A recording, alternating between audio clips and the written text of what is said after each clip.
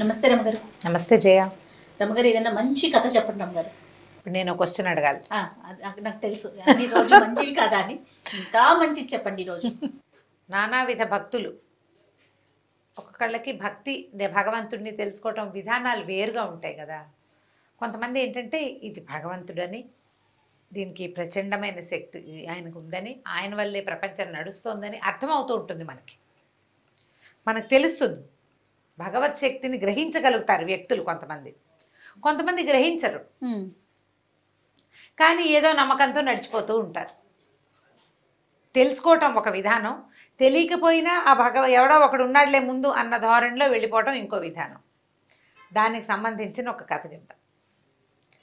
పూర్వం మగధ దేశానికి దగ్గరలో ఒక గురుకులం ఉండేదట. ఈ గురుకులంలో ఏంటంటే అప్పట్లో ఆ గురుకులం చాలా ప్రఖ్యాతిగా చెందిందనమాట. మామూలుగా ఏదో పిల్లాన్ని తెచ్చి చేర్చేయడం కాదు. ఓహో, వాళ్ళు టెస్ట్ చేసి తీసుకునేవాళ్ళు. ఎంట్రన్స్ టెస్ట్ ఉండేది ఖచ్చితంగా. ఈ మగధ వంశానికి రాజగురువుగా ఉన్నాయనే, రాజగురువు ఎవరో ఆయనే ఈ గురుకులాన్ని నడిపేవారు. రాజుగారి దగ్గర నుంచి వీళ్ళకి సందర్భాలు సంబారాలు అన్నీ వచ్చేవి. ఆయన ఇక్కడ అప్పుడప్పుడు, అంటే ఇక్కడ ఎక్కువగా ఉండి అప్పుడప్పుడు రాజధానికి కూడా వెళ్ళొస్తుండేవాడు, రాజగురువు కాబట్టి. అయితే రకరకాల టెస్టులు పెట్టేవాళ్ళు. ఎన్ని టెస్టులు వచ్చిన ప్రతి పిల్లాడికి అసలు ఏ విషయంలో వీడికి ప్రజ్ఞ ఉందో తెలుసుకునే చేసేవాళ్ళు అనమాట. ఆ కాలంలో ఇలా జరిగేదట. ఒకవేళ ప్రజ్ఞ లేదనుకో పిల్లాడికి ఏ విషయంలోనూ, వాడి కులవృత్తిలోనే మెల్లిగా తండ్రుల వెనకాలే పెట్టేవాళ్ళు. వాడికి ఏదో ఒక ప్రజ్ఞ ఉంది, వాడిని గురుకులంలో పెట్టేవాళ్ళు. ఆ గురుకులంలో శాస్త్రాలే కాకుండా మామూలుగా పౌరోహిత్యం అంటే స్మార్తానికి సంబంధించింది వేద విద్య, సాధారణ సంస్కృతము, ఆ తర్వాత ఏమో యుద్ధ విద్యలు, రకరకాలు గణితము, లెక్కలు. వాళ్ళు రేపొద్దున దీనిలాగా గుమస్తాలుగా దానిగా పనికొచ్చేవాళ్ళు అనమాట. అకౌంటెన్సీ, అలాంటి వేరు విభాగాలు ఉండేవి. అన్ని విభాగాలకి ఏదో ఒక సంఖ్యాపరమైందో ఇంకో పరమైందో ఒక ప్రశ్నలు ఖచ్చితంగా ఉండేవి. అయితే కొంతమంది తిరిగి వెళ్ళేవాళ్ళు. తిరిగి వెళ్ళిన పిల్లల్ని ఏం చేసేవాళ్ళు, రాజుగారు వాళ్ళు ఊరికే దిగులు పడకుండా ఏదో వాళ్ళకి 10 పావలా ఇచ్చి ఇళ్ళకెళ్ళి వాళ్ళ తాలూకు సొంత పని చేసుకునేలాగా, లేదా అతి కొద్ది మందిని రాజుగారి దీంట్లో ప్రాపకంలో ఉంచుకుని అక్కడే ఆ వాకిట్లో ఏదో చిన్న పని చేస్తూ వాడు బతకాలి. ప్రజలని వదిలిపెట్టే రోజులు కావవి. వాళ్ళు ఏడుస్తారని వదిలేవాళ్ళు కాదు. నిరుద్యోగం అస్సలు ఉండేది కాదు. ఒక వయసు వచ్చిన పిల్లవాడు, చదువుకోవాల్సిన పిల్లాడు ఏదర్ చదవాలి, లేదా వృత్తి విద్య నేర్చుకోవాలి, లేకపోతే ఏదో ఒక పని చేసుకోవాలి. ఆ పని వాడికి నేర్పాలి, నిదానంగా నేర్చుకుంటారు. ఇలాంటి విధానం నడిచేది. మనం ఇది అవలంబిస్తే ఎంత బాగుంటుందో కదా. అద్భుతం కదా రమగారు. పాతకాలం స్వర్ణయుగము, ఇంకో యుగము అని. అయితే జనాభా సంఖ్య తక్కువ కదండి, అది ఒకటి క్యాలిక్యులేట్ చేసుకోవద్దు. ఇప్పుడు మన జనాభా సంఖ్య ఎంతమంది కానీ మనం ఉద్యోగాలు కానీ లేకపోతే ఇలాంటి భద్రత కానీ కల్పించగలుగుతుంది ప్రభుత్వం. అప్పుడు ఇలాంటి చదువులు కానీ ఇలాంటి ఉద్యోగాలు కానీ ఆనాడు ఉన్నాయా? అప్పుడు చేతి వృత్తులు ఉండే కదా రమ్మగారు. వంశపారంపర్యంగా అదే వృత్తి కంటిన్యూ అవుతూ ఉండేది. ఇప్పుడు మనం వస్తు వినియోగం ఎక్కువ ఉండేది. ఇప్పుడు ఉంది జయ. అంటే చేతి వృత్తులు వారు చేసే అన్ని వస్తువులు మనం ఉపయోగిస్తున్నాం. ఎందుకు ఉపయోగించాము? అన్ని ఎలక్ట్రానిక్ గుడ్స్ వచ్చేలేదా రమ్మగారు? మరి అవన్నీ చేయడానికి మనుషులు కావద్దా? మిషన్స్ అయిపోవట్లేదు. మెషిన్ ఆన్ చేయడానికి మనిషి కావద్దు. ఇప్పుడు 10 మంది చేసే చోట ఒక్కరు సరిపోతారుగా. సరిపోరు. అది ఒకటి ఆలోచించద్దు. అలా కాదు, ఎప్పటికీ అదే సైజు. నీకు గుప్తుల కాలం నాడు ఉన్న మనుషులు ఆ కాలానికి ఎక్కువే, తర్వాత కాలానికి ఉన్న వ్యక్తులు ఆ కాలానికి ఎక్కువే. ఇప్పుడు ఈ కాలానికి ఎక్కువ.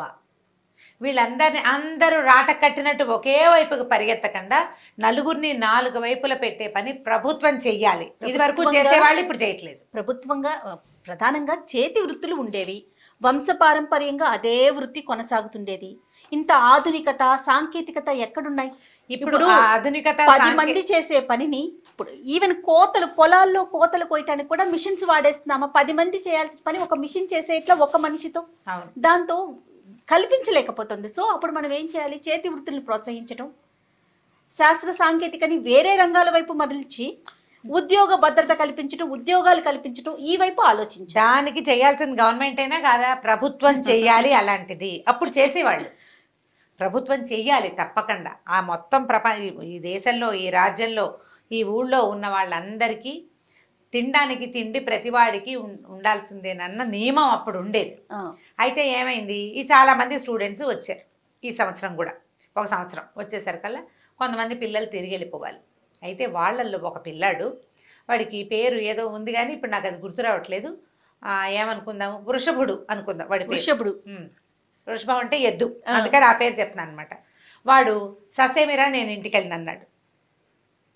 ఇంటికి వెళ్ళను అన్నాడు. ఇంటికి పంపలేకపోయారు వాడిని. వాడికి ఏమీ రాదు, మొద్దు సరిగ్గా చెప్పాలంటే ఏం రాదు.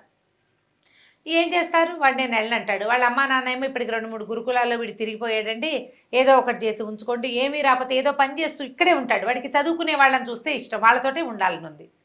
వాళ్ళు కొంచెం కలిగిన కుటుంబమే, వాళ్ళకి ఇంటి దగ్గర తిండికి లోటేం లేదు, వాడు పాఠశాలలో ఉండాలనుకుంటున్నాడు. అప్పుడు రాజుగారి ద్వారా ఏదో 2 మాటలు చెప్పించి గురువుగారిని ఒప్పించి ఆ పిల్లాడిని అక్కడ వదిలిపెట్టి వెళ్ళిపోయారు. ఈ మన రాజగురువే ఇక్కడ గురువుగారు అని చెప్పాం కదా, ఈయన మహారామ భక్తులు. ఎంత రామ భక్తులు, ఏది ఆయన ముందు పెట్టినా రామార్పణం అనేవారు. అంతా రామార్పణమే, భోజనం చేస్తూ రామార్పణం, ఎవరైనా దండం పెడితే రామార్పణం. అదొక అలా అలవాటుగా ఉండేది. మనం రామ అనుకుంటాం కదా, అయ్యో రామ అంటాం, ప్రధానికి రామ అంటాం, ఆయన రామార్పణం అంటారు. నమస్కారాన్ని స్వీకరించడానికి రామార్పణమే. ఆహారం, మంచినీళ్ళు, ఎక్కడైనా మంచి ఆసనం ఇచ్చి గురుగారి ఈ ఆసనం మీద మీరు కూర్చోండి రామార్పణం అని దండం పెట్టుకుని అక్కడ కూర్చునేవారు. ఆయనకి రామార్పణం అనేది ఊత పదం, అన్నీ ఆయనకి సమర్పించటమే, అన్నిటి రాముడికి సమర్పించటమే ప్రతిదీ. సరే, ఈ పిల్లాడు ఇక్కడ ఉండటం మొదలెట్టాడు. ప్రతి క్లాస్లోనూ కాసేపు కూర్చునేవాడు, లేచి వెళ్ళిపోయేవాడు. ఆ పాఠం ఈ పాఠం అన్ని పాఠాల చుట్టూతా తిరుగుతూ ఉండేవాడు. పిల్లాడు కొంచెం మొద్దుగా ఉండేవాడుగా, వాడిని వాళ్ళు వీళ్ళు ఎక్కిరిస్తూ ఉండేవాడు, కానీ వాడికి తెలిసేది కాదు, ఎక్కిరిస్తున్నారని అర్థమయ్యేది కాదు. సరే, ఈ అన్ని పాఠాలు అయ్యాక వంటలు చేయడానికి కూడా ఒక క్లాసులు నడిచేవి. పాకశాస్త్రం మాత్రం నేర్చుకోవద్దు, ఇప్పుడు రాజుగారి ప్రాపకంలో నడిచే పాఠశాల కదా, ఒక వంటశాల ఉండేది. ఈ పిల్లాడు ఈ వంటశాల వాళ్ళ దగ్గర కొంచెం భారీగా ఉన్నాడు, కొంచెం బరువుగా ఉన్నాడు. వాడు ఏదైనా వరే ఇది అక్కడ పెట్టు, అది బట్రా, బస్తా బట్రా, ఇది కాస్త బియ్యం కడుగు, ఈ గుండెకి కడుగు, ఇది ఎసట్లో పొయ్యి ఎగసం తొయ్యి అంటే అలాంటి పనులన్నీ చేసేవాడు. క్రమంగా పిల్లలందరినీ చూసొచ్చి పొయ్యి దగ్గర కూర్చోవటం నేర్చుకున్నాడు. వాడు వంటశాలలోనే వాడు బాగా సహాయం చేసేవాడు ప్రతి పని. అక్కడి నుంచి మరి ఇప్పుడు ఇన్ని క్లాసులకి తిరిగి వంటశాల దగ్గర చేరిన పిల్లాడు ఈ మాత్రం తిండు, బాగానే తింటాడు. తిండి వంట పట్టి పిల్లాడు చక్కగా ఎదిగాడు పుష్టిగా. అయితే వీడికి సందట్లో ప్రతి క్లాసుకి వెళ్తాడా, ఒక్క పాఠం వచ్చేది కాదు వాడికి. కానీ గురువుగారు అనే రామార్పణం మాత్రం వంట పట్టింది. రామార్పణం అనేవాడు. పొయ్యిలో ఎగసం దోసి రామార్పణం, బియ్యం ఎత్తి ఎసట్లో పోసి రామార్పణం, ఆకుకూర తరిగి రామార్పణం అనేవాడు. సరికి ఏవో ఒక పదం వచ్చింది కదా, పెద్దగా మాటలు రావు వాడికి, ఏవో కాసిన చిన్న చిన్న పదాలు, అవద్దు, అవును, కాదు, అలాంటివే వచ్చు, చిన్న చిన్నవే. కానీ మాటలు కూడా రానంత మేధకుడు, పర్సనాలిటీ మాత్రం బాగుండేది. అయితే సరే, ఇట్లాగే జరుగుతోంది. 1 సంవత్సరం గడిచిపోయింది. వీడికి ఏమైనా వచ్చిందంటే ఏమి రాలే, రామార్పణం తప్పిస్తే ఇంకేం రాదు. కానీ వాడికి ఏం వచ్చిందంటే అంత అన్నం వండటం, పప్పు చేయటం వచ్చింది. ఓ పదార్థం చెయ్యి అంటే వాడు ఆకుకూర వేసి పప్పు వండుతాడు, దోసకాయ వేసి పప్పు వండుతాడు, టమాటా వేసి పప్పు వండుతాడు. పప్పు చేసి దానికి ఇంత తాలింపు వేసి అక్కడ పెట్టడం వచ్చు. ఇంతమంది విద్యార్థులు ఉన్నారుగా, పెద్ద గుండిగా చేయగలడు. చిన్నది గబుక్కని ఎవరైనా వచ్చారంటే, సాపాట్లు భోజనాలు అయిపోయిన తర్వాత ఎవరైనా గురుగారిని చూడడానికి వచ్చారనుకో, ఒక గ్లాస్ బియ్యం పెట్టి ఒక కాస్త పప్పు వండారంటే చెక్మాని కాస్త అంత పప్పు అన్నం. అప్పట్లో మనలాగా 4 పదార్థాలు తినేవాళ్ళు కాదు, పప్పు అన్నం మజ్జిగ అన్నంతో సరిపోయేది. అది నేర్చుకున్నాడు. సరే, కొంచెం అన్నం వండుకుని తింటాం వాడికి వచ్చు. ఏదైనా కార్యక్రమాలు అవి ఉన్నప్పుడు అన్ని పనులలో వాడు వెనకాల ఇది పట్టుకోరా, ఎత్తరా, అలాంటి పనులు చేసేవాడు. బాగా ఊహొచ్చింది, కొంచెం ఎదిగాడు. మొదట వచ్చినప్పటికీ ఇప్పటికీ ఏమైందట, గురువుగారికి పొలాలు అవి కూడా ఉన్నాయి. అంటే ఈ పాఠశాలకి, ఆశ్రమ పాఠశాల కదా, గురుకులానికి ఉన్నాయి ఇవి పొలాలు. ఉంటే జొన్న చేనుకి కాపలా పంపించాలి ఎవరినైనా. సైనికులు చాలామంది ఉంటారు వీళ్ళ దగ్గర. అయితే అప్పుడు ఏదో ఒక చిన్న యుద్ధపు ఆలోచనలు ఏవో ఉండి సైనికులందరినీ పంపించేశారు రాజధానికి. పిల్లలే కాపలాలు కాసుకుంటున్నారు. ఏమనుకున్నారు, ఈ వృషభుడు ఉన్నాడు కదా, వీడు ఎలాగో ముద్రా చిప్ప, ఇక్కడ చేసే పని ఉంది, చదువు ఎలాగూ లేదు, పరీక్షల వేళ వచ్చేసింది, వీడిని జొన్న చేనుకి కాపలా పంపిద్దాం అనుకున్నారు. జొన్న చేనుకి ఏం చేయాలి, వడిసలు విసరాలి, హే హే అని కేకలు పెట్టాలి, ఇప్పటికప్పుడు డప్పు కొట్టాలి. సరే, ఏం చెప్పారు, వాడిని ఏరా వెళ్తావంటే వెళ్తానన్నాడు. పొద్దున్నే పోయి రాత్రికి రావాలి.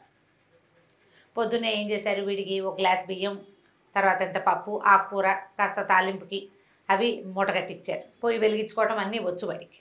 2 గిన్నెలు అన్నీ ఓ చిన్న బండి మీద వేసి ఏం చేశారు, గిన్నెలు అవి అక్కడే వదిలిపెట్టరా, పాపది బియ్యం అయిపోతాయి, రేపు పొద్దున పట్టుకెళ్దు కానీ అన్నారు.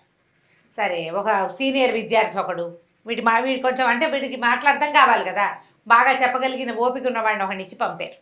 వాడు పోయి వీడిని తీసుకెళ్ళి ఆ చేను గట్టు మీద దిగబెడిచి, ఒక పెద్ద చెట్టు ఉంది, దానికి చక్కగా నీడగా 3 రాళ్ళు పెట్టి పొయ్యి అరేంజ్ చేసి, అరే అన్నం వండుకుని తినరా, ఇదిగో ఇక్కడ పిక్కలు వస్తాయి, వాటిని చప్పట్లు కొట్టు, ఈ డప్పు కొట్టు, ఈ కర్రలు విసురు, చుట్టూతా తిరుగు, వీళ్ళందరినీ పక్షులను రానివ్వకుండా తోలేసేయి, అన్నం వండుకు తిరుగు. పొద్దునే వండేస్తే పొద్దున ట్రిప్ తింటాడు, మళ్ళీ రాత్రికి ఇంకోసం సాయంకాలం చీకటి పడ్డాక రెండో ట్రిప్ తిని చీకటి పడ్డాక నడిచి వచ్చేసి ఇంటికి పాఠశాలకు వచ్చి పడుకోవటం. మళ్ళీ పొద్దున్నే లేచి బియ్యం పప్పు మూట కట్టుకుని వెళ్ళిపోవటమే. ఓ 10 రోజులు కాపలా కాయాలి, ఎందుకంటే జొన్న చేను బాగా పాలు పోసుకున్నాక ఓ 10 రోజులు కాపలా కాసాక జొన్న కోసేస్తారు. ఈ 10 రోజులు కాపలా పిల్లని పంపాలి. బాగానే ఉంది. సరే వెళ్ళాడు పొద్దున, మర్నాడు అది తీసుకెళ్ళాడు, అన్నీ ఏర్పాటు చేసి సీనియర్ విద్యార్థి ఇంటికి వచ్చేసాడు, పాఠశాలకు వచ్చేసాడు. రాత్రికి వీడు వెనక్కి వచ్చి పడుకుని దగ్గరకు వచ్చినప్పుడు వంటశాల ఏర్పాట్లు చేయడానికి ఒక ఆయన ఉండేవాడు, ఒక సూపర్వైజర్. ఒక మనిషి బియ్యం చాలలేదండి, మరి కాసిన బియ్యము పప్పు ఇవ్వండి అని అడిగాడు. నేనేమనుకున్నాను, సరేలే మనం ఏదో అందాజుగా ఇచ్చాము, వాడికి ఏం సరిపోతుంది, పిల్లాడు కొంచెం ఎదిగాడు కదా అని ఏం చేశారు, ముందు రోజు ఇన్ని బియ్యం ఇచ్చారా, మర్నాడు అన్ని బియ్యం ఇచ్చారు. పప్పు కూడా 2 గుప్పెళ్ళు ఎక్కువ వేశారు, 2 ఆకుకూర కట్టలు ఎక్కువ వేశారు, తాలింపు దినుసులన్నీ పెంచారు, చిన్న మూటలు కట్టేసి పెట్టేశారు. ఆ మూటలు పుచ్చుకు పోయాడు మర్నాడు పొద్దున. మర్నాడు రాత్రి వచ్చేసాడు. మరి అన్నం చాలేదండి కావాలన్నాడు. ఇది 10 పాటాలేక ఎక్కువ తింటున్నాడు ఏమిటో వీడు, ఆ మాత్రం బియ్యం ఇచ్చాను, అంతకంటే ఏం తింటాడు, చిన్న వెధవా, ఇంతకు చేసి వాడికి 15-16 ఏళ్ళు, అంతకంటే ఏం తినేస్తాడు అనుకున్నాడు. 3వ రోజు కూడా పెద్ద మూట కట్టారు. 4వ రోజు కూడా మళ్ళీ అడిగాడు, సరిపోలేదు అని. ఎవడైనా దొంగ వెధ వచ్చి వీడి దగ్గర తినేస్తున్నాడా, ఇంత తింటామేమిటి. 5వ రోజు కట్టించుకున్నాడు. వాడికి ఆయనకి ఆ సూపర్వైజర్కి విసుగు పుట్టింది. అరే సరిపోదు ఎందుకురా నీకు అని కసిరాడు. అయ్యో చాలటం లేదండి నిజంగాను అన్నాడు. పిచ్చి వెధవా, పాపం వీడికి ఏవో 2-3 మాటలు వచ్చు అంతే, ఏదో చిన్నగా చెప్తాడు, సరే కానిలే, ఏ కోతులో ఉడతలకో ఎవరినో పెడుతున్నాడేమో తోచదు కదా, మరి ఒక్కడే ఉంటున్నాడు పిల్లాడు, ఏ ఉడతలకో అన్నం పెడుతున్నాడు అనుకున్నారు. ఉడతలకైతే మాత్రం ఇంత గిన్నెడు అన్నం ఏం పెడతాడు, గిన్నె వదిలేశాడు, పెద్ద గిన్నె తీసుకెళ్ళటం మొదలుపెట్టాడు. అన్నానికి పెద్ద గిన్నె, మరి ఇన్ని బియ్యం ఉడకద్దు, పప్పుకు పెద్ద గిన్నె. 5 రోజులు గడిచిపోయినాయి. ఈ 6వ రోజు ఆయనకి విసుగొచ్చేసింది. ఇది లాభం లేదు, గురువుగారికి చెప్పాలనుకున్నారు.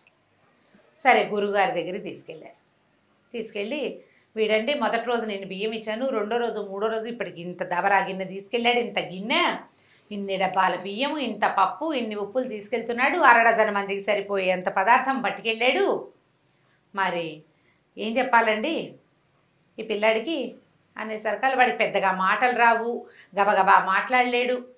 గురువుగారు అన్నారు, ఏరా అన్నారు. వీడు బిక్కమొహం వేశాడు. సరే ఆయన అన్నారు, అంతకుముందు పంచాయతీ ఎందుకు, నువ్వు వెళ్ళిపోమని సూపర్వైజర్ని పంపేశారు. పిల్లని అడిగారు, ఏరా అన్నం వండుతున్నావంటే వండుతున్నానండి అన్నాడు. తింటున్నావా అంటే ఎక్కడండి, తిని 5-6 రోజులైంది అన్నాడు. అన్నమంతా ఏం చేస్తున్నావురా అన్నాడు. నువ్వు ఇన్ని డబ్బాలు బియ్యం పట్టుకెళ్ళావా అంటే పట్టుకెళ్ళానండి. వాడి ప్రతి వాక్యానికి రామార్పణం అంటుంటాడు. పట్టుకెళ్ళానండి రామార్పణం.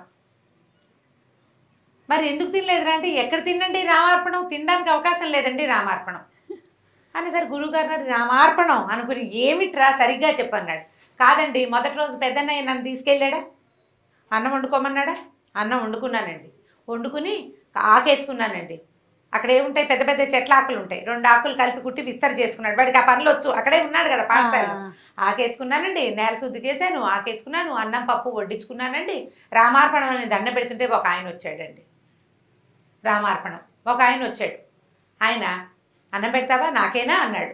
అనేసరికల్లా మరి ఎవరికైనా అన్నం పెట్టమని నేర్పించారు కదా, పాఠశాలలో వాడికి నేర్పించిన విద్య ఏంటి, ఎవరికైనా పెట్టి తినాలి. వాడికి రెగ్యులర్ ప్రాక్టీస్ అది, వాడంతటి వాడు కంచం పెట్టుకుని అన్నం తినకూడదు. మరి ఇప్పుడు మేధకుడైన పిల్లవాడికి చెప్పాలి కదా, ఏదో ఒకటి నేర్పాలి. వీళ్ళు ఏం చేశారు, అన్నం పప్పు వండటంతో పాటు ఎవరికైనా పెట్టి తినడం అలవాటు చేశారు. ఆయన వచ్చాడండి, అక్కడ ఎవరు లేరు, ఎవరికి పెట్టినా అని చూశాను, రామార్పణం ఎవరికి పెట్టను అని అనుకుంటే ఆయన వచ్చాడు. సరే వచ్చాడు కదా అని రామార్పణం ఆయనకి పెట్టానండి. ఆయన తినేశాడు. ఆయనే తిన్నాడండి మొత్తం, నాకు చాలలేదు. ఆయన తిన్నాక నాకు ఆకలి లేదండి, ఆయన వెళ్ళిపోయాడు. 2వ రోజున ఆయన వస్తాడేమోనని 2 డబ్బాలు బియ్యం పట్టుకెళ్ళా. మళ్ళీ వండుకున్నానండి రామార్పణం, ఆకేసుకున్నానండి, 2 ఆకులు వడ్డించానండి, ఆయన కూడా వస్తాడని. రామార్పణం వడ్డించాక ఆయన వాళ్ళ ఆవిడని తెచ్చాడండి. ఆవిడకి ఎంత బాగుందో, భలే బాగుందండి ఆవిడ. రామార్పణం ఎంత చక్కగా ఉందో. ఇద్దరు కలిసి అన్నం తినేశారండి. రామార్పణం. నాకు ఆకలి లేదు, నేను తినలేదు, కానీ నాకు ఆకలి లేదు. 3వ రోజున 3 డబ్బాలు పట్టుకెళ్ళాను బియ్యం. మళ్ళీ రామార్పణం అన్నం వండుకున్నాను. ఈసారి వాళ్ళ తమ్ముట్ట పెద్ద బాణం అది పుచ్చుకున్నాడు. ఆయన దగ్గర కూడా బాణం ఉందండి, ఇంత పొడుగునున్నాడు. ముగ్గురు కలిసి తినేశారు రామార్పణం. 4వ రోజు మళ్ళీ 4 డబ్బాల అన్నం ఉంటే వాళ్ళు ముగ్గురు వస్తారేమోనని వాళ్ళు 3 విస్తళ్ళు వేసి నా కోసం కూడా 4వ విస్తరి వేసుకుంటే 4 విస్తలు ఆయన ఇంకో తమ్ముడిని తీసుకొచ్చాడండి. అసలు ఈయనండి అచ్చు ఆ పెద్ద ఆయన లాగానే ఉన్నాడండి. మొదట వచ్చిన ఆయన ఎర్రగా ఉన్నాడండో, ఈయన మాత్రం సేమ్ డిట్టో పెద్ద ఆయన ఎలా ఉన్నాడు, ఈ తమ్ముడు కూడా అలాగే ఉన్నాడు. అదే రంగు అదే రూపం. బాణాలండి వాళ్ళ దగ్గర. ఏమోలే అని నలుగురికి పెట్టేశానండి. నాకు ఆకలేదు. రామార్పణం. 5వ రోజు మళ్ళీ పట్టుకెళ్ళానండి. ఈసారి వాళ్ళు నలుగురు, ఒకవేళ ఆయనకి ఇంకో తమ్ముడు ఉన్నాడేమో, ఎందుకు వచ్చిందిలే అని అనుకున్నాను. అయినా కూడా నేను తిందామనుకున్నా. వాళ్ళు నలుగురు, నేను ఒకదాన్ని అనుకున్నా. 5 ఆకలేస్తే ఆయనకి 3వ తమ్ముడు ఉన్నట్టండి, బంగారపు రంగు. ఆయన తీసుకొచ్చాడండి. వాళ్ళు 4 అన్నదమ్ములు, ఒక ఆవిడ. అందరూ ఎంత బాగున్నారో, ఇంతంత పొడుగు మనుషులు, బాణాలు, బట్టలు ఎంత బాగున్నాయో. వాళ్ళు 5గురు కూర్చుని తినేశారు. 6వ రోజు కూడా పట్టుకెళ్ళానండి.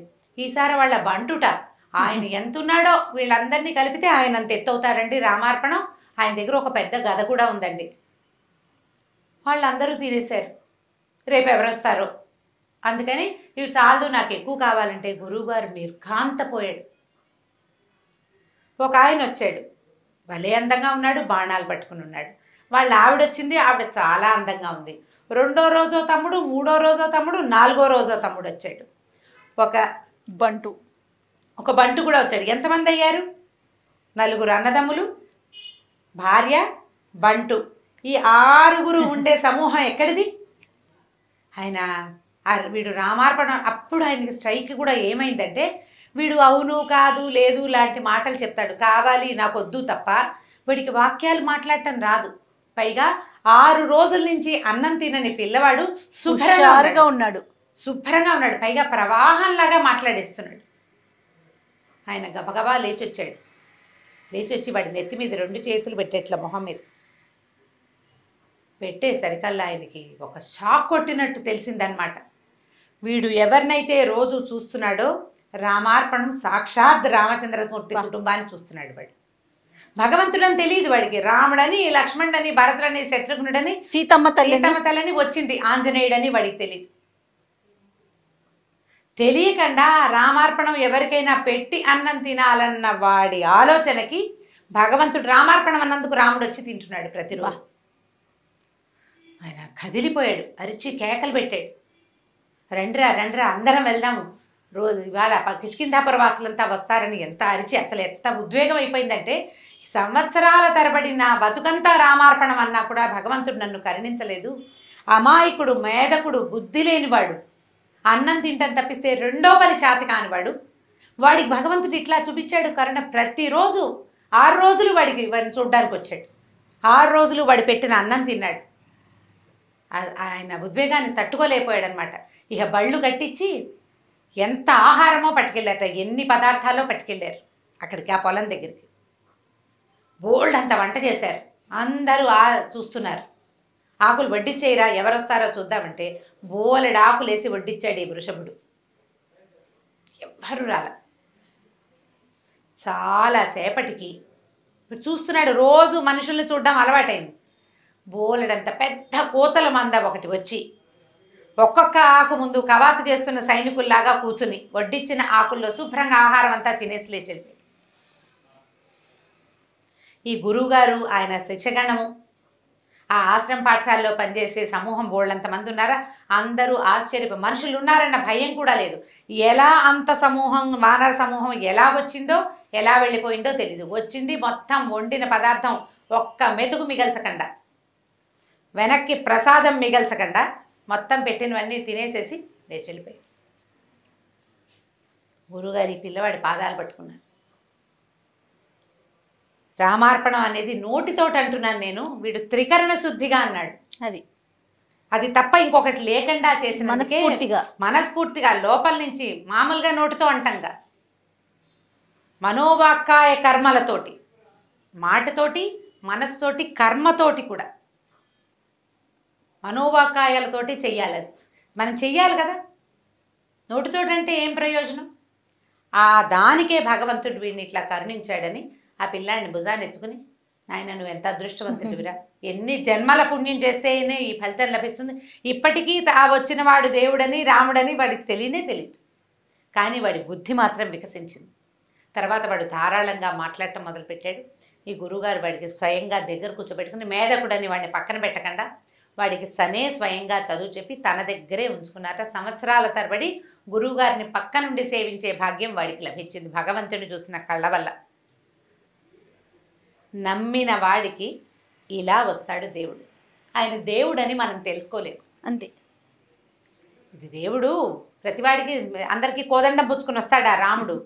రాడే, సహాయకారు అవుతారు త్రికర్ణ శుద్ధితో. అంతే కదా నా పిల్లోడు చేసిన పని. అంతే. మనం వీటితోటి మనం నమ్మాలి కదా. మనం మనసులో నమ్మాలి, మాటతోటి నమ్మాలి, పని కూడా నమ్మిన పని చేయాలి. దేవుడికి ఒక ఆకేసి మనం ఒక ఆకు వేసుకోవాలి దేవుడి దగ్గర మనం. అయితే దేవుడాకు దేవుడిదే కదా, ఆయన వచ్చి తినబోయాడా అని అందులో నుంచి ఎంగిల్ చేస్తామా? చెయ్యం కదా. దేవుడు ప్రసాదంగా స్వీకరించాలి. ఆ ఈ ఆకుని తీసుకెళ్ళి ఎవరికైనా ఇవ్వంటే అలాగే ఇచ్చేయాలి. ఇందులో అన్నీ వేయకపోతే దేవుడు అడిగాడా?